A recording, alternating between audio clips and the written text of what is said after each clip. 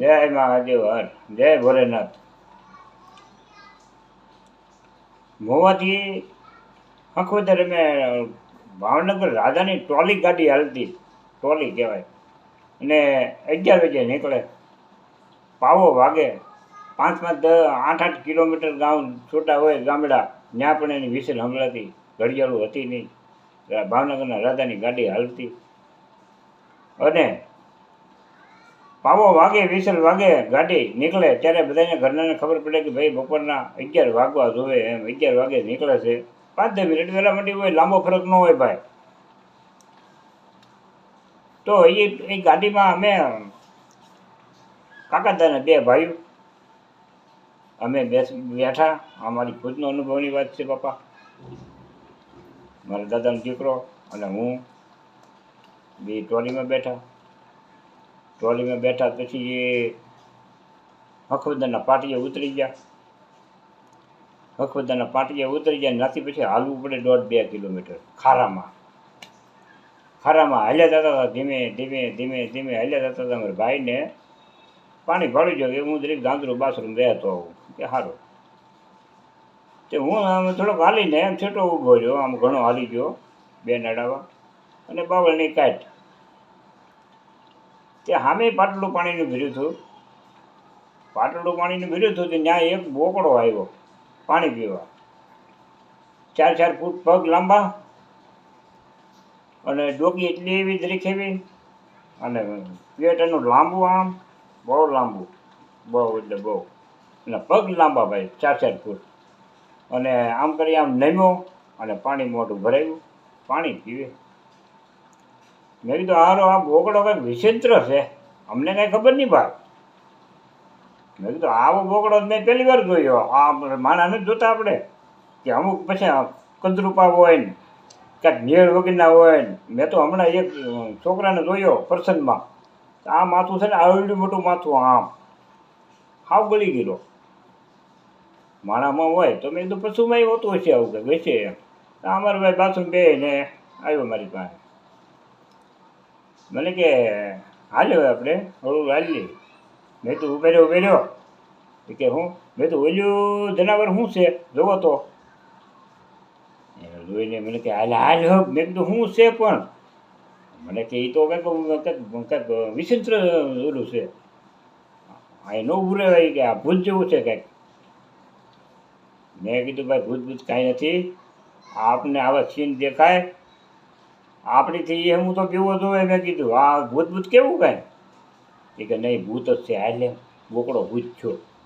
મેં કીધું ભૂત કાંઈ ન હોય ભાઈ, વ્યૂહમાં મારથી મોટા ભાઈ.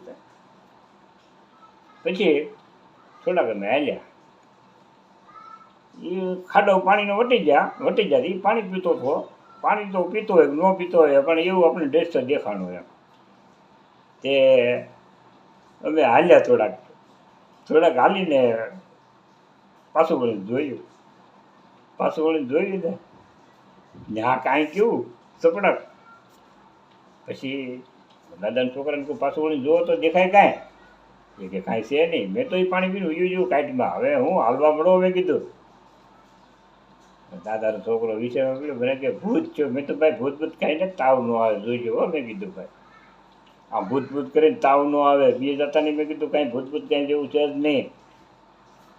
એ કે હા છે હોય જ તે. એ કે નો એવું થોડું બને. એ કે મેં કીધું ભાઈ જે ભાઈ. મેં કીધું પછી મારું ગામ કોંચડી, મોવા પાસે, મોવા તાલુકો, ભાવનગર જિલ્લો, ગામ કોંચડી, ત્રેડની બાજુમાં, બગડાણા પાસે. અને આ બાજુમાં આણીબા તલગઢડા, મોરારી બાપુનું ગામ. મોરારી બાપુનું ગામ ને મારું ગામ ખાલી 1.5 કિલોમીટર થાય બાપા. કોંચડી તલગઢડા. મોવા હીરા ઘઉં સાયકલ રાખતો એ વખતમાં. બચ્ચા નાના મારા સાયકલ લઈને હીરા ગામમાં જાવ ને સાંજે 5 વાગે 5:30 બંધ કરી દઈએ એટલે ઘેરે પહોંચી હતા દિયાસમી. એ રીતે ગામડામાં લેવા જ મોવામાં હીરા ગામવાનો. આપણે અહીંયા 7 વાગે ને 8 વાગે છોડે એવું નહીં. ઘંટીઓ બહુ હાલે મોવાની અંદર, બહુ પુષ્કળ ઘંટીઓ હાલે હીરાની. પણ એ હાડા પાસે મેળી બંધ કરવા 6 વાગે તાળું લાગી જાય, છેટે વયો જાય. એટલે ત્યાં હાથને ત્યાં ઘેરે પગી ગઈ.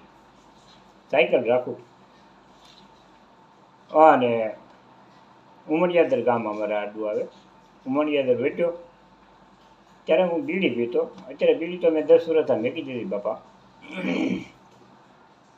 ઉમરિયાદર વેટ્યો ને આમ વાંક આવે અમારે રસ્તાનો. આમ એ વાંકમાં ગાડી મારી સાયકલ હાલી જાય અને સામેની સાઈડમાં એક બાય કાંકમાં છોકરો તેડેલું, રસ્તામાં હું એકલો, જે આદમી ગયો અને હાલ્યો જાઉં. આ સાઈડમાં સામી બાય નાનું એવું બસ્સું રોતી જાય, છોકરાને ઘસકાવતી જાય અને બાય બહાકા ભરતી જાય.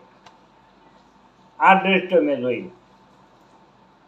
અને મને એવું થયું કે કાંઈ ઝઘડો થયો હોય બે માણસને, કદાચ કજિયામાંથી નીકળી ગઈ હોય બાય, એવું હોય. બીજું તો શું હોય એમ. પછી પાછું કોંદડી સિવાય કોઈ ગામ પાછું આવતું નહોતું. ઉમરિયાદર વટો એટલે સીધું મારું ગામ કોંજળી આવે.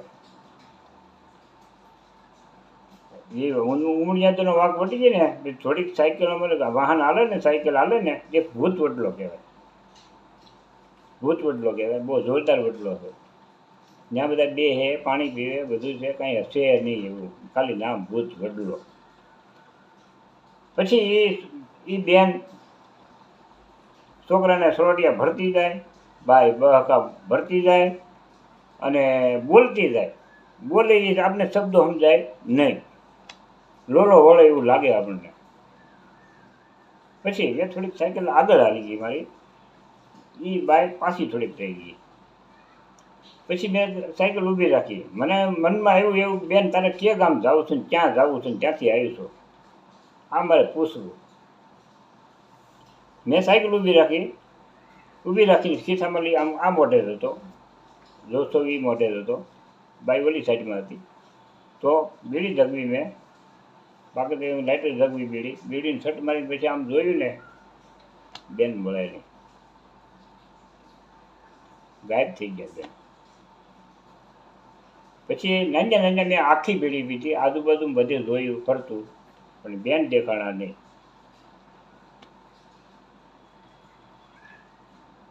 એટલે જમીન ગળી ગઈ છે, આકાશમાં વહી ગઈ, કે ત્યાં ગામડું નહોતું, નકરો ખેતર હતા.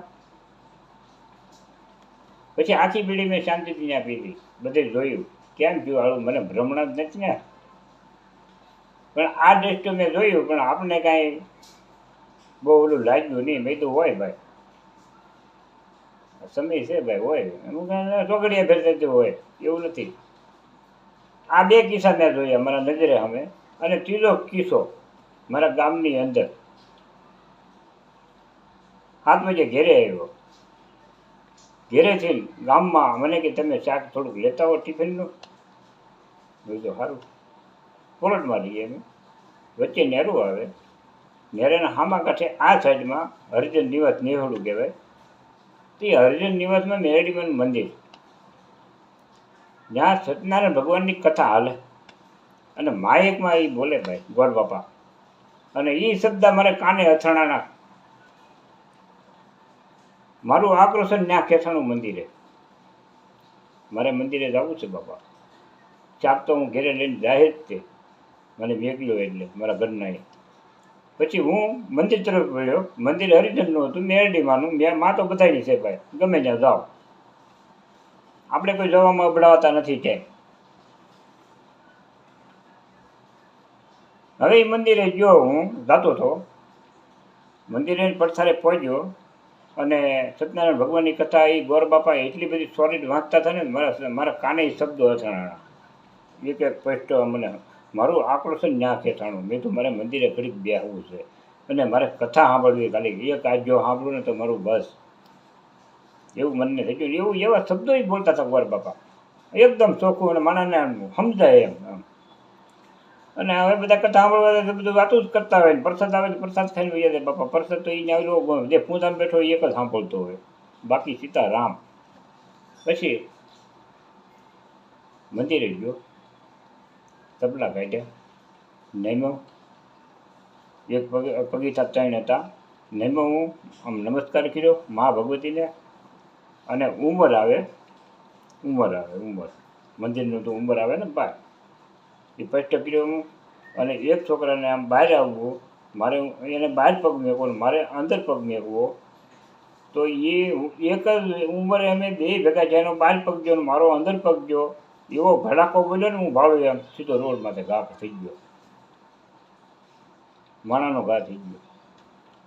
ઉંમરમાંથી બે ભેગા થયા, મારે આમ અંદર જવું, એને આમ બહાર જવું, બે રસ્તામાં ઉંમરમાંથી બે ભેગા થયા. એને અંદર પગ મેકવો, મારે અંદર મેકવો, એને બહાર મેકવો. બહાર મેક્યો ભેગો ભડાકો થયો ભાઈ.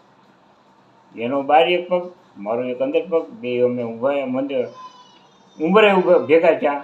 એનો ભડકો બોલ્યો, કથા સાંભળવા ગયો તો બાપા હું મંદિરે, મા ભગવતીને મંદિરે. જો આ ઘટના ઘટતી હોય, સાક્ષાત્કાર છો મેરડીમાં ત્યાં.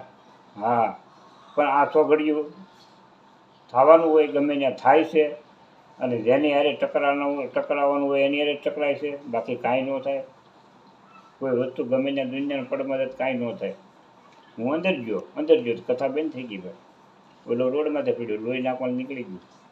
ઘા છો હું ભાવડું એમ ઉડીને પીડ્યો રોડમાંથી. 3-4 પગીચા ઊંચું મંદિર હતું. તરત એને રિક્ષામાં નાખ્યો, કથા બેન થઈ ગઈ બાપા. ભોવા લઈ ગયા. પછી મૂળજી ભગત, એના માતાજીનો ભવો છે હરિજન, એને સવારે મળ્યો હું. બાપા કેમ છે ભાઈને, શું તકલીફમાં? એ કે ભાઈ ખાલી ગપટમાં આવી ગયો, બીજું કાંઈ છે નહીં, અને સારું છે. એટલે આ બધું આવી વાતું છે બાપા. આમાં કાંઈ ગભરાવા જેવું છે નહીં, અને કાંઈ મનમાં રાખતા નહીં બાપા કોઈ. અને આ બધી કલ્પિત જ વાત કરું છું હું. સત્ય વાત છે પણ છતાં હું કલ્પિત કહું. જય ભોલેનાથ, એમાં હજુ હર આ લાઈક કરજો બાપા હોવ.